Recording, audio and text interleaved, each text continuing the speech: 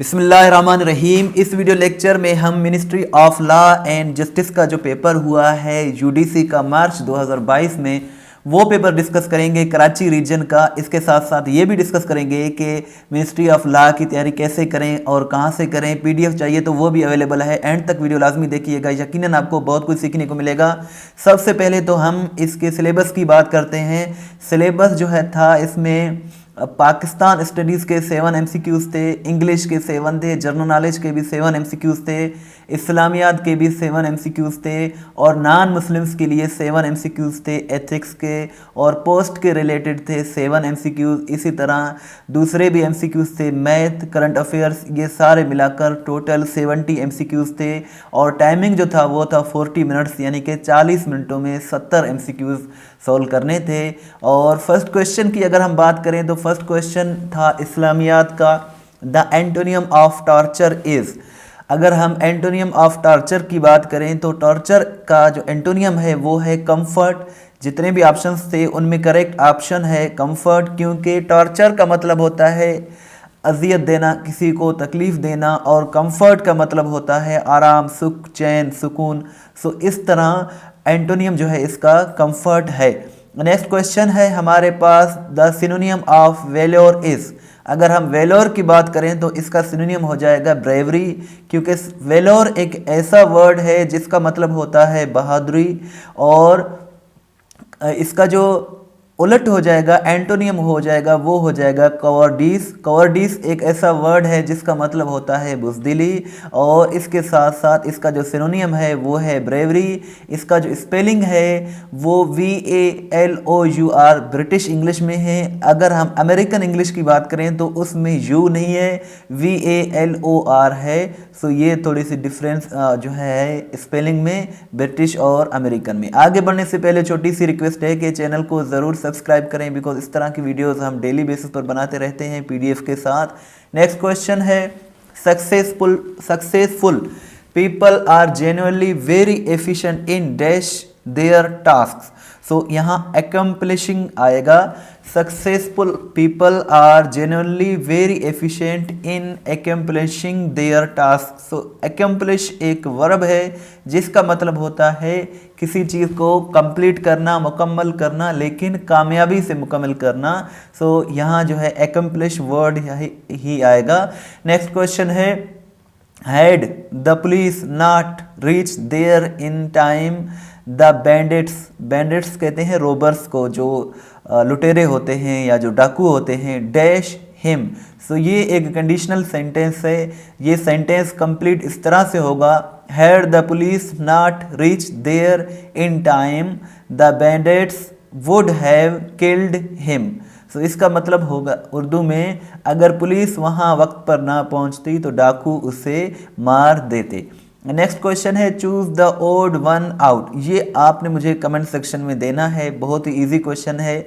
इसका क्या आंसर होगा कि इनमें से कौन सा ओड वन आउट है, कौन सा डिफरेंट है, पॉन्ड, रिवर, सी, लेक, पूल। सो ये आप कमेंट सेक्शन में बताइएगा। Choose the correct spelling. Spelling भी बहुत ही इंपॉर्टेंट है एग्ज़ाम पॉइंट ऑफ व्यू से। ब्यूरोक्रेसी की जो करेक्ट स्पेलिंग है वो है BUREAUCRACY। ये ब्यूरोक्रेसी की करेक्ट स्पेलिंग है। बाइकेल लेक इज़ सिचुएटेड इन। अगर हम लेक बाइकेल की बात करें तो ये रशिया में है और ये जो है दुनिया का गहरी तरीन झील है पूरी दुनिया में, डीपेस्ट लेक है। सो ये जो है रशिया में है। Dash is located in Europe. अगर हम बात करें यूरोप में तो ये जो है कॉन्टिनेंट है और इसमें बहुत से कंट्रीज़ हैं, जैसे नॉर्वे, स्वीडन और फ्रांस, जर्मनी, स्पेन। इस तरह अल्बानिया भी इसका एक कंट्री है। Albania is a country located in Europe. और ये भी पूछा जाता है कि इसका कैपिटल क्या है। सो अल्बानिया का जो कैपिटल है वो है तिराना।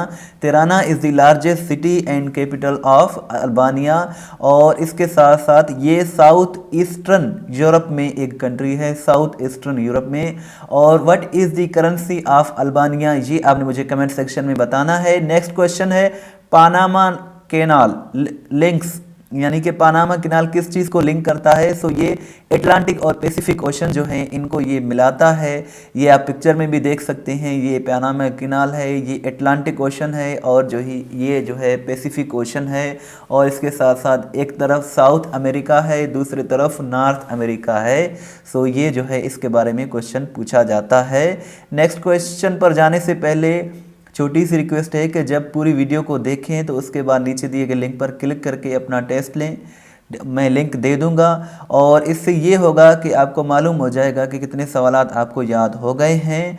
नेक्स्ट क्वेश्चन है jaundice affects the. So jaundice ये एक बीमारी है, डिजीज़ है जो कि हमारे लिवर को जो है ये अफेक्ट करता है। और ये जो है एक इस किस्म की बीमारी है जिसकी वजह से मरीज़ की जिल्द या आंखें जो हैं इस तरह पीली हो जाती हैं। सो इस बीमारी को जॉन्डिस कहा जाता है और ये जो है जिगर की एक किस्म की बीमारी है। नेक्स्ट क्वेश्चन है dash was the first international organisation. So league of nations जो था ये पहला जो है ये इंटरनेशनल ऑर्गेनाइजेशंस था और इसे जो है बनाया गया था 1920 में 10 जनवरी 1920 को इसे पेरिस पीस कॉन्फ्रेंस में इसे बनाया गया था। और जो है फर्स्ट वर्ल्ड वार 1 पहली जंग अजीम जो हुई थी ख़त्म हुई थी उसके बाद जो है इसे बनाया गया था। लेकिन जब दूसरी जंग अजीम हुई 1939 से लेकर 1945 तक फिर क्या किया गया, लीग ऑफ नेशंस को ख़त्म किया गया। फिर कहा गया कि ये एक नाकाम इदारा है। फिर यूनाइटेड नेशंस ऑर्गेनाइजेशन जिसे हम अक़वाम मुत्तहिदा कहते हैं उसे 24 अक्टूबर 1945 को बनाया गया था। नेक्स्ट क्वेश्चन है Bengal was divided into 2 provinces in the year. So 1905 में बंगाल को 2 हिस्सों में 2 सूबों में तकसीम किया था। किसने? लॉर्ड कर्जन ने। लॉर्ड कर्जन का नाम भी पूछा जा सकता है। Who was the first foreign minister of Pakistan. Pakistan के जो करंट फॉरेन मिनिस्टर वज़ीर ख़ारजा जो हैं वो हैं शाह महमूद कुरैशी। लेकिन पहले वज़ीर ख़ारजा थे सर ज़फ़रुल्लाह ख़ान और ये फर्स्ट फॉरेन मिनिस्टर थे। इसके साथ साथ पहले पाकिस्तानी थे जिन्होंने इंटरनेशनल कोर्ट ऑफ जस्टिस यानी कि आलमी अदालत इंसाफ जो है इसमें प्रेजाइड ओवर किया था, यानी कि इसकी जो है ज़ेर सदारत इसकी भी की थी इंटरनेशनल कोर्ट ऑफ जस्टिस की। सो ये सर ज़फ़रुल्लाह ख़ान थे।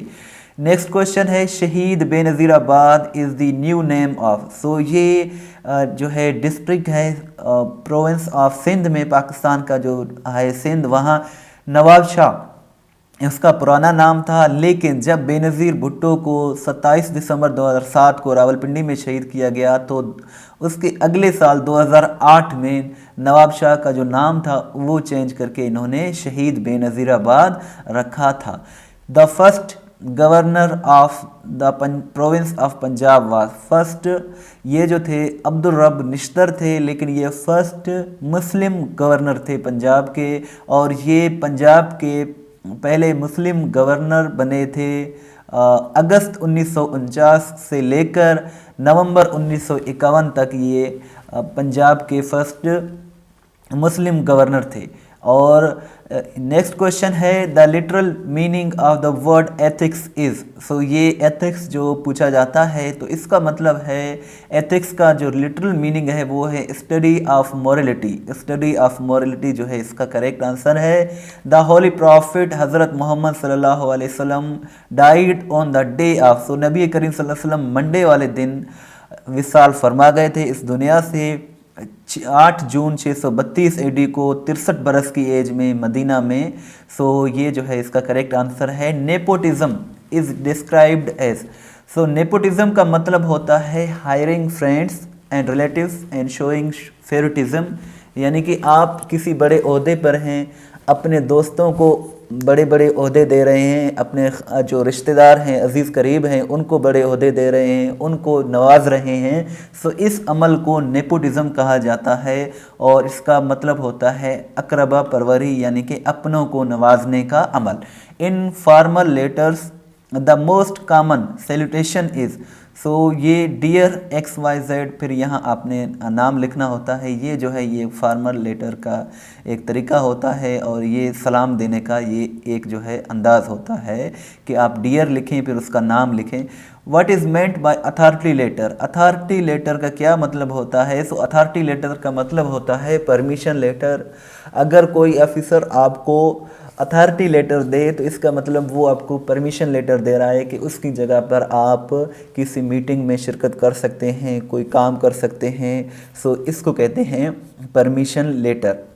नेक्स्ट क्वेश्चन है NOC स्टैंड्स फॉर, NOC का मतलब होता है नो ऑब्जेक्शन सर्टिफिकेट, और ये एक किस्म का लीगल डॉक्यूमेंट होता है और इसका ये मतलब होता है कि ये बंदा, ये एम्प्लाई अगर हम इस डिपार्टमेंट को छोड़ रहा है या कुछ काम कर रहा है तो हमें इस पर कोई एतराज़ नहीं है, कोई ऑब्जेक्शन नहीं है, वहाँ NOC का यूज़ किया जाता है। अभी आपने क्या करना है कि लिंक मैंने दिया हुआ है डिस्क्रिप्शन में, जब आप उस पर क्लिक करेंगे तो इस तरह आपके सामने ओपन हो जाएगा। सो यहाँ आपको मिनिस्ट्री ऑफ लॉ के पेपर्स मिल जाएंगे, LDC का पेपर मिल जाएगा 2021 का, UDC का 2021 का, इसी तरह LDC के 2022 में जो भी हुए हैं वो आपको मिल जाएंगे, स्टीनोटाइपिस्ट के मिल जाएंगे आपको यहाँ, और UDC के भी मिल जाएंगे 2022 के। सो यहाँ आप अपना टेस्ट भी ले सकते हैं, PDF भी डाउनलोड कर सकते हैं और अपने नोट्स वगैरह भी बना सकते हैं।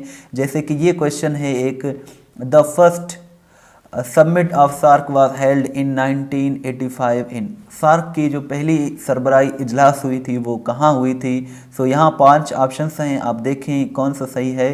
सो अगर आप समझते हैं कि दिल्ली में, कराची में, काठमांडू में, जो भी आप समझते हैं आप उस पर क्लिक करें, ये आपको खुद बताएगा, जो भी करेक्ट आंसर होगा वो बोल्ड हो जाएगा। सो यहाँ ये जो पहली इजलास हुई थी वो ढाका में हुई थी और यहाँ आपको डिटेल भी मिल जाएंगे। सो इसी तरह नेक्स्ट क्वेश्चन जॉब रिलेटेड है, to whom it may concern in a letter or certificate is the subject line directed to, इसका मतलब होता है स्पेसिफाइड कंसर्न, और यहाँ आपको सारे डिटेल भी मिल जाएंगे। NOC क्या है ये हम वीडियो में डिस्कस कर चुके हैं कि NOC का फुल फॉर्म है no objection certificate. Authority letter का मतलब होता है परमिशन लेटर, और इसी तरह नेपोटिज्म क्या है, hiring friends and relatives and showing favouritism, और ये पूछा जाए कि नेपोटिज्म का सिनोनिम क्या है तो वो है फेवरेटिज्म। सो ये जो है लिटरल मीनिंग क्या है एथिक्स का, ये भी हम डिस्कस कर चुके हैं। स्टडी ऑफ मोरलिटी, और नमाज कसूफ कब अदा की जाती है, इसके अलावा शॉर्टेस्ट सूरा कौन सी है कुरान मजीद में, इसी तरह लॉन्गेस्ट सूरा कौन सी है, और नबी करीम सल्लल्लाहु अलैहि वसल्लम किस दिन इंतकाल फरमा गए थे, विसाल फरमा गए थे, मंडे वाले दिन। सो जो है इसी तरह आप यहाँ अपना टेस्ट ले सकते हैं। इस्लाम का 7वां मंथ कौन सा है, इस्लामिक कैलेंडर का, इस्लामिक ईयर का?